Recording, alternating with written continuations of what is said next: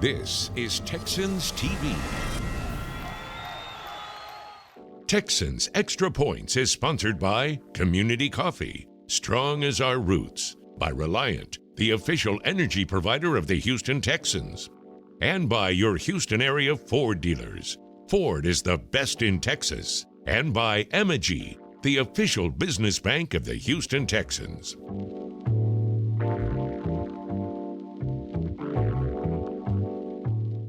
Merry Christmas, friends. This is Texans Extra Points. My name is Drew Dougherty. We've got a big-time show for you because we got the A-Team, Team America, the Dream Team, whatever you want to call it, because we've got Sean Pendergast of SportsRadio 610 with us.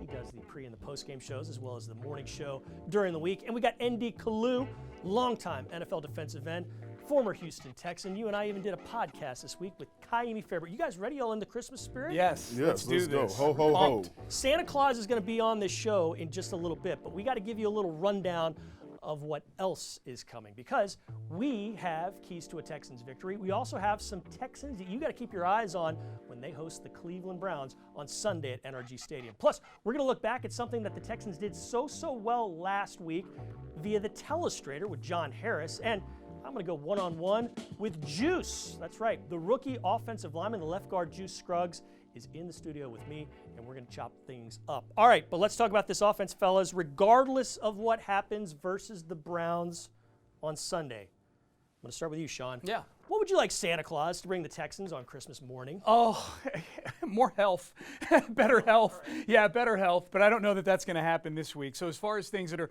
reasonably within the realm of good old St. Nick, I want him to bring that running game again. The same running game that we got last week from Devin Singletary, bring that exact same game again this week, and I think the Texans get the dub. All right, eternal running game. What about you? He touched on it, a clean bill of health for C.J. Stroud. Okay. I want on Monday for them to say he's out of the protocol, Yeah. he's ready to go. I don't want to have a situation like Miami had last year with Tua Tagovailoa where he's missing multiple games. A clean bill of health for C.J. Stroud. Yeah, and let's stick with you. Whoever quarterbacks this team on Sunday, we saw Case Keenum do it last week. Stroud has been, kind of here and there. He didn't practice Wednesday. But whoever quarterbacks the Texans on Sunday, they must Get the snap and do this. Hand it off. Okay. Hand it off. When you look at Cleveland's defense, the best defense in the NFL, the one thing you might be able to get some extra yards on against the run game. The last two games that they lost, they were giving up over 4.5 yards per carry. The last two games that they won, they were only giving up 3 yards a carry. So you have to get the yards per carry if you want to beat this team and if you want to get some points against this great defense. That's good. Quarterback's got up. Yeah, I mean, this is real basic, but protect the football. And the reason I bring it up is because that pick six was the only reason that game was close last week against the Tennessee Titans. So just nothing major like that for whoever's playing quarterback this week. It's been interesting this year. Okay, so since over the last 9 games, Devin Singletary has averaged 68.4 yards on the ground. Remember, he had 0 touches at the Atlanta game, and since then, 68.4. Over/under, we make the joke, over/under, is he going to get over 68.4 yards or is he going to get under 68?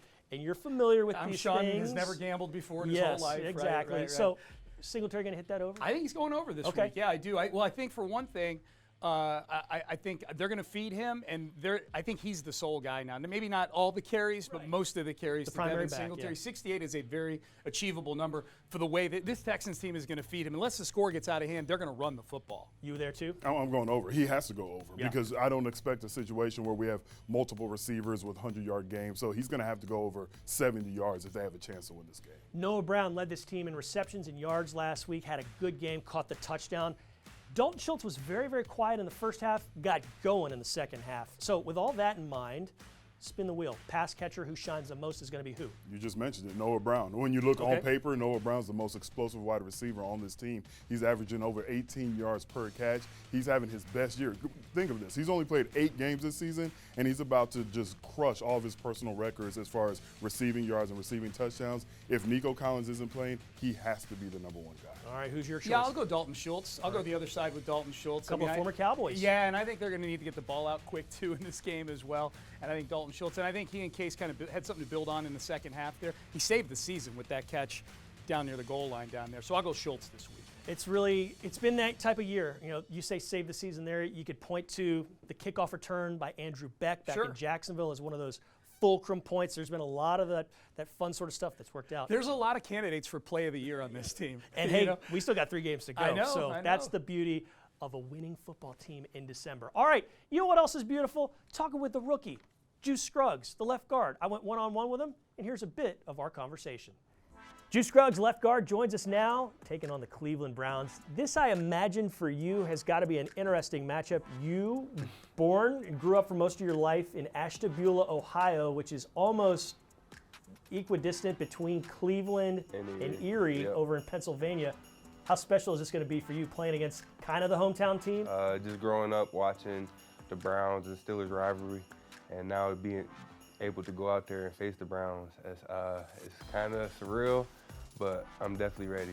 In the run-up to this game, have you heard a little bit more from family, friends back home about it?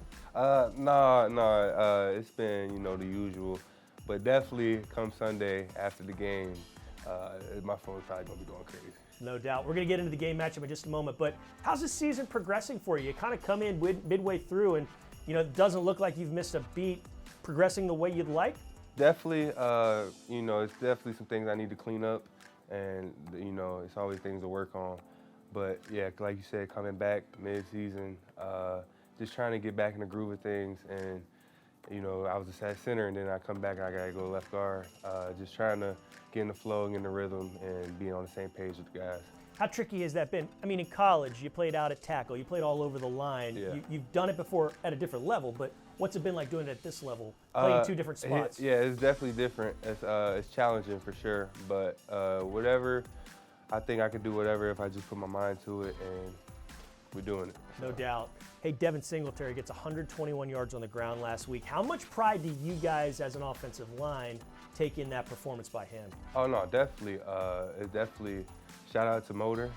He's running his tail off all year, and, that just shows what we've been doing. Credit to us, but it's definitely him too. I'm not going to take all that credit, but it's definitely him too.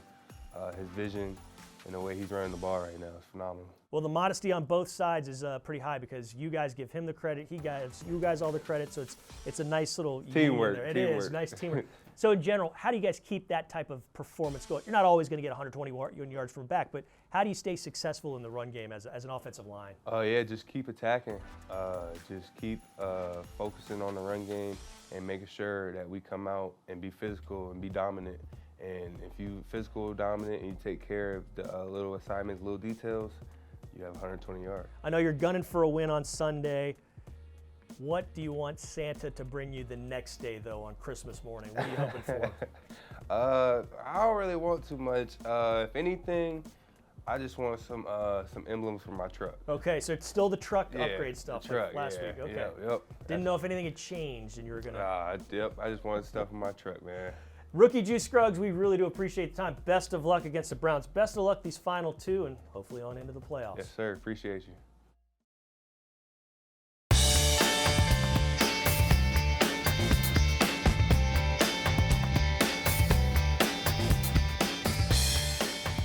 And it's intercepted.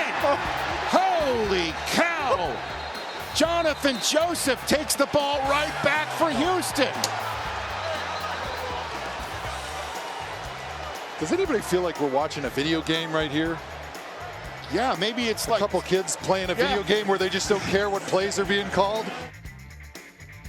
Oh, yes. If Jonathan Joseph gets a pick 6 against a team that the Texans are playing this week, we're going to show that highlight. And that's what he did back in 2017. J.J. had a pick 6 against the Browns here in the stadium. We got ND Kalu and Sean Pendergast with us. We're having fun.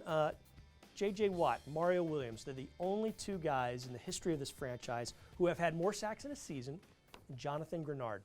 Simple question, obvious question, but let's get the answer. How vital has J.G. been to this team? It's been huge. I mean, with the focus being on Will Anderson, with everybody saying it's all about the number 3 overall pick, to have that other guy get those sacks, get the pressures, be a good voice in the locker room. I mean, with every sack that he's making, his accountant is just smiling, saying, yep, we're going to get some more money with that next contract. But he's just had a huge – I mean, you've mentioned some great players. That means he has more sacks than Whitney Merciless, Davion Clowney, who's a very explosive player, Connor Barwin. Had a great season. They've had some great edge rushers here in Houston. So for him to be number 3, that says it all. Jonathan Grenard, I know you and I have talked about him off camera, off air. I know what you think about him. Yeah, I think Johnny Sack is what we're calling him moving forward. He's Johnny Sack. That Sopranos, needs to stick. yes. That needs to stick.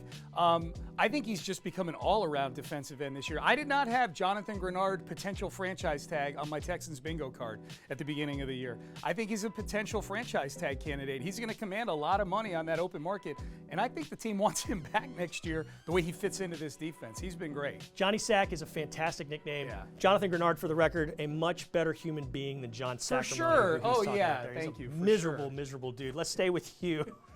The undersung defender of 2023 for the Texans has been who? I would say, boy, the undersung defender. I feel like this is a unit full of undersung people. Like, there's no real star on this team. I'm going to go with Malik Collins, though. Malik Collins, especially over the second half of the season. I thought the defensive interior struggled in the early part of the season, but I think he's really, doing everything. Not just he's been vital to that run stop, but also he's been getting in the backfield and making sacks.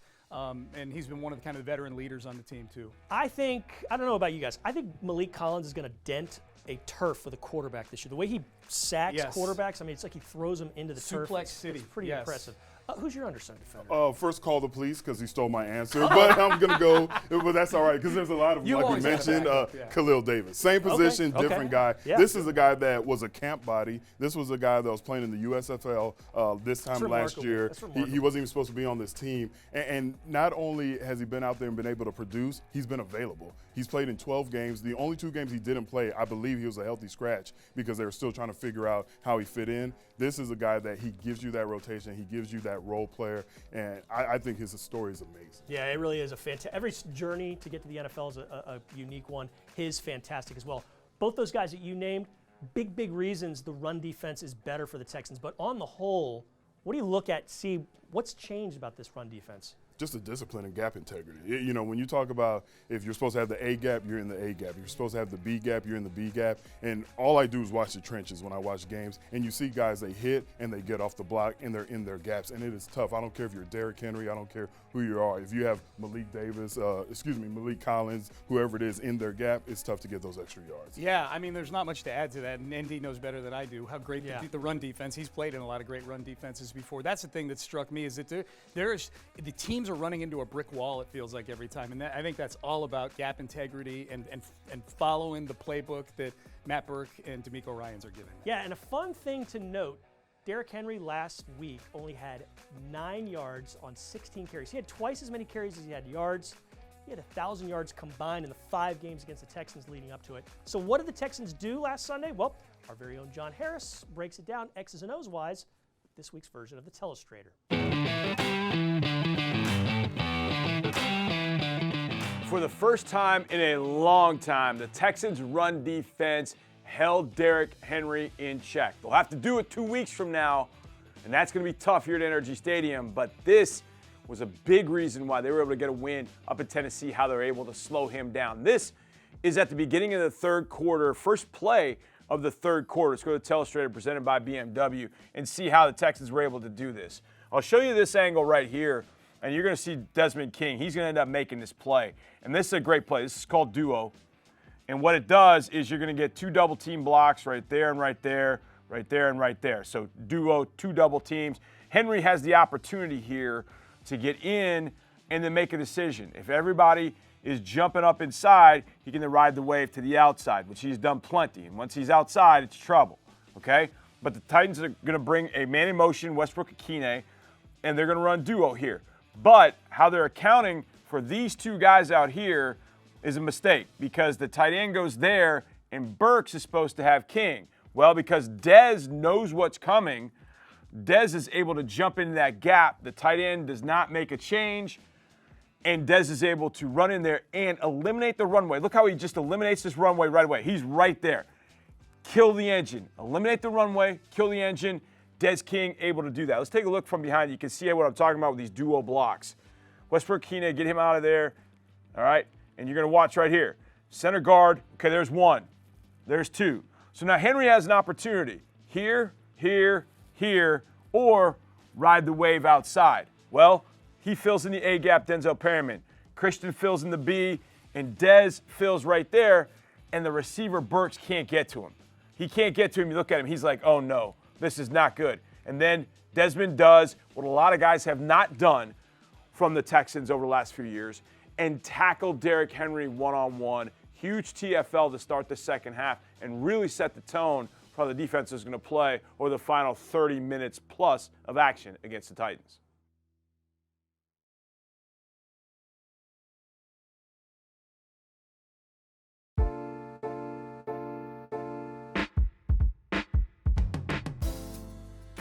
Right side to Watt. JJ with the catch. Touchdown, Houston. He does it again. He's saying he's got it, and he does! Another touchdown for J.J. Watt! And Ryan Mallett's first career touchdown pass. That was a fun highlight. J.J. Watt, 2014, on the road, catching a touchdown pass from Ryan Mallett. Rest in peace, Ryan Mallett, by the way. This is Texans Extra Points. Drew, NB, and Sean. Guys, let's talk about these Cleveland Browns. True or false? Myles Garrett is the best defensive player in the NFL. I think it's true. Yeah. Right now, I think it's true. Yeah. I was thinking about this today. I'm like, this is what it must have been like. We just came out of a highlight of J.J. Watt. Yeah. This is what it must have been like to cover the teams that J.J. Watt was playing back in 2014. You know, like stressing out all week long about what J.J. Watt is going to do to your offensive game plan and your quarterback. I think Myles Garrett's the best defensive player on the planet right now. You're eminently qualified on this one. You played for a decade on the defensive line. What do you think? You know, I hope he's not going to watch this and I give him fuel to the fire because I'm going to say no. One of the best in the game right now, but if I had to say the best, I'm going Max Crosby with the Raiders. Okay. I mean, this guy has 13.5 sacks, 80 tackles. There's no other guy who has double-digit sacks that has more than 60 tackles, and he has 80. So I'm going to go Max Crosby. All right, we're going to stick with the true and falses. Joe Flacco, true or false? Is Joe Flacco an actual zombie? I thought you were going to ask if he was elite. No. Yeah, that's an easy answer. That's overplayed. That's overplayed, yeah. You know what? He feels more like a cat that he has 9 lives. Every time I think his career is over, he has a new life as an NFL player. So, yeah, I'll say he is. He is a zombie, okay. Yeah, I'm going to go true. Okay. Definitely a zombie. Absolutely a zombie. Thankfully, a zombie that's still capable of throwing 3 interceptions in a game. He's done that a couple times. I mean, I asked about the zombie part because about 12 years ago, I was on the field for both the Texans games when they played the Ravens in 2011, the regular season game, the playoff game, and he got the absolute hell beaten out of him. Just popped back up, kept throwing passes. They won both those games. Yeah. He's not an elite quarterback. He is an elite tough guy. I'm going to give him that. Okay, so who's the Browns' offensive weapon that kind of challenges you the most, scares you the most, I would say? Okay, I can't say Flacco, but part of it is Flacco right now. Probably Amari Cooper. Amari Cooper, Yeah, okay. Amari Cooper. I mean, they when they've been able to score points, it's been on big chunk plays. And this goes back to when Deshaun was quarterbacking earlier this year. With no Nick Chubb in the backfield, it's Amari Cooper for me. All right. No Nick Chubb, but they do have Jerome Ford. And what I like about him, this guy was a 5th-round pick in 2022, has over 700 yards rushing, over 200 yards receiving. I just like the versatility that he gives you. All right, hey, and if you're watching David Njoku, I respect you. You're very challenging too. Don't take any slights. I was by hoping them. ND would say Njoku. Yeah, don't take any slights from them omitting you. It's okay. I can't say him because he has a blonde strand. Oh, in his hair. okay. And being a fellow Nigerian American, we don't do blonde strands, so I we accept had to that. let him go. That's an acceptable reason. Okay, well, we got to get into it now. It's Texan to watch against Cleveland. Who you going with? Johnny Sack. Johnny Sack. Yeah, Jonathan Jonathan Grenard. Grenard. Yeah, absolutely in this game, especially if there's going to be no Will Anderson. It doesn't look like Will's trending in that direction right now. This is the first quarterback they're going to have played in a long time that when it's a passing play, you know where they're going to be when you get to the pocket. The last several quarterbacks they played have all had, for the last 6 or 7 games, all had some degree of mobility to their game and escapability. I don't really think Flacco at age 39 is something you worry about that with. Grenard is good, and we're going against backup tackles at this point. Yeah. Jonathan Grenard could have a monster game on Sunday. I'm cool with monster games. We were talking about zombies a minute ago. Yeah. How about you? Who's your Texan to watch? Low-hanging fruit, Case Keenum. Okay, It has to be yeah. Case Keenum going for his second start. It looks like C.J. Stroud won't play in this game. He didn't have his best game, but if we get 2017, 2018 Case Keenum, it's going to be fun. I like that one, and I think from what we saw in the second half, I think they started revving things up. I think Dalton Schultz, he's going to be my Texan to watch. Dalton Schultz is in for a big-time game in this one. They mentioned the guys out on the edge and how good those are, those cornerbacks. I think Dalton gets some catches on Sunday. All right, stick with us. We've got 2 keys to a victory when we come back. This is Texans Extra Points.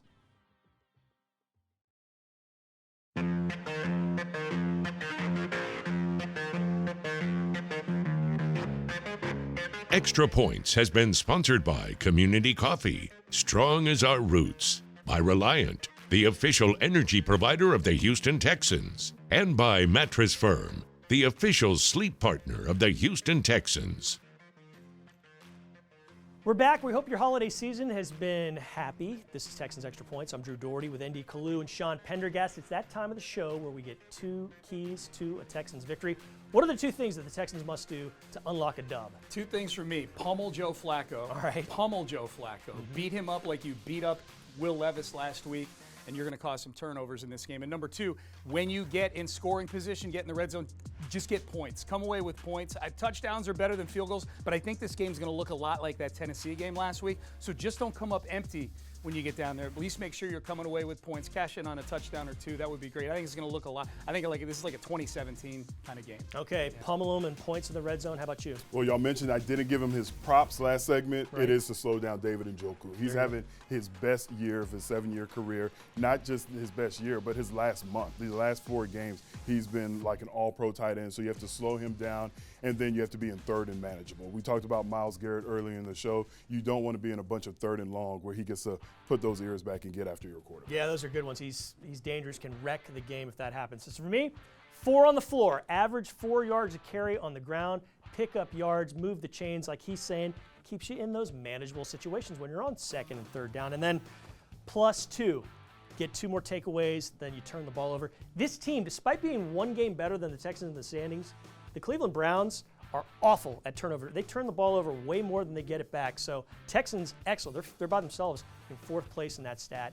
If that holds, I think things are looking good for the Texans. Hey, Merry Christmas to both of you. Always love having you on the show. Let's do it again in January when the Texans are in the playoffs. Sounds cool with good to that? me. All right. And we will see you next week. We hope you enjoyed the game. Hope you have a Merry Christmas. And until then, go Texans.